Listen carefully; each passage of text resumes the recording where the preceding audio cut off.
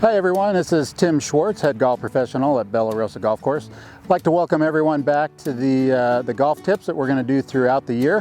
What we're going to do today is go over how to hit a chip shot, some of the basics, a few things that you can do while we're out here when you practice, some little visual cues that'll help out, and then we'll hit a few shots for you. So I'd like to start first of all when are we going to use a chip shot? So we're going to use a chip shot kind of like a situation we have here. My ball's just off the green, maybe a little bit too long to hit a putt. Maybe the grass is a little rough or there's some divots, so a putt's just not going to work out. So we're going to use a chip shot for most of these types of shots. So the club I'm going to use when I hit a chip shot generally is going to be either a pitching wedge or a sand wedge. Some people like to use a 9-iron, some with a little bit less loft.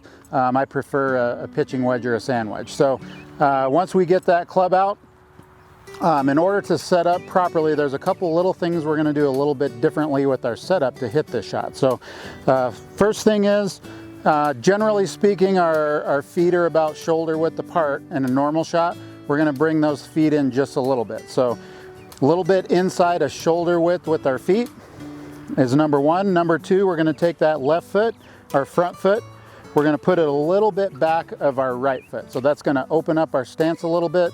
Going to take our lower body out of the equation. We're going to focus on just making an upper body motion here. So once we get that foot back a little bit, we're going to put that ball right in the middle of our stance.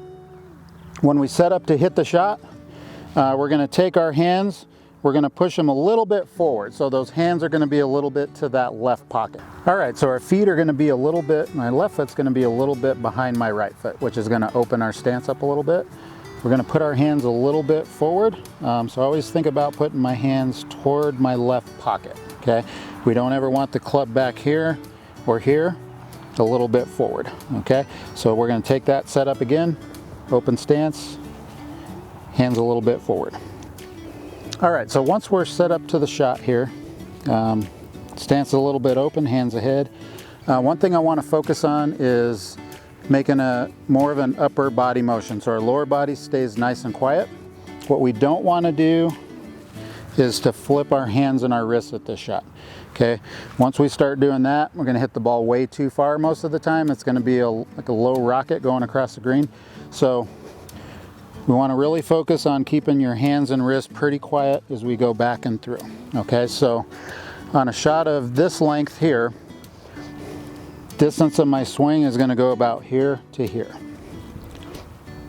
So setting up to it, hands a little ahead.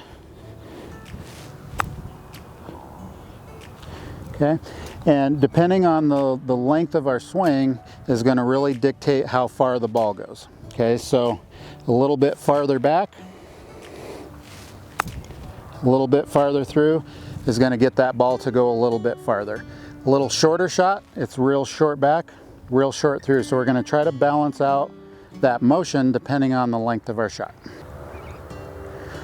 All right, so once we set up to our shot here, a couple things we want to take into consideration is the distance that we want to land the ball. So I always look at about the halfway point from where my ball is to where the target is.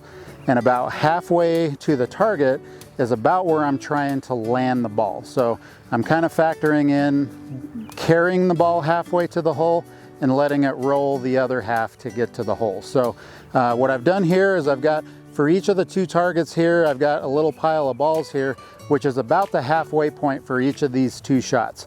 So when you're out practicing, this is something you can do just to give you a visual.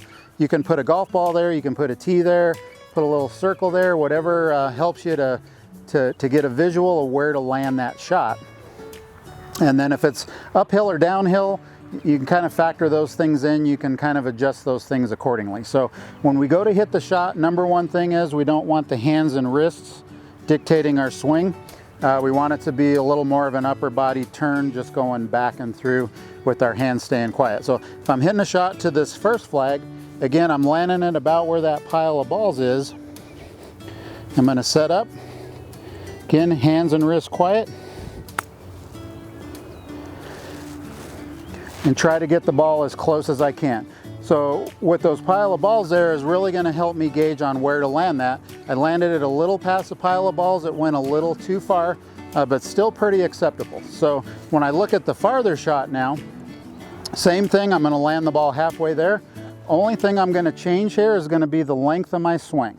So I want to make that a little longer swing on my back swing and a little longer swing on the through swing. So I'm going to try to balance that out. So same thing, I'm going to set up to the shot, make sure that I'm open, no hands and wrists, and try to get it as close as I can, or maybe knock it in the hole. That would be okay too. So again, halfway point, stance a little bit narrow, a little bit open, no hands and wrists, and hopefully you'll have a good result like that one.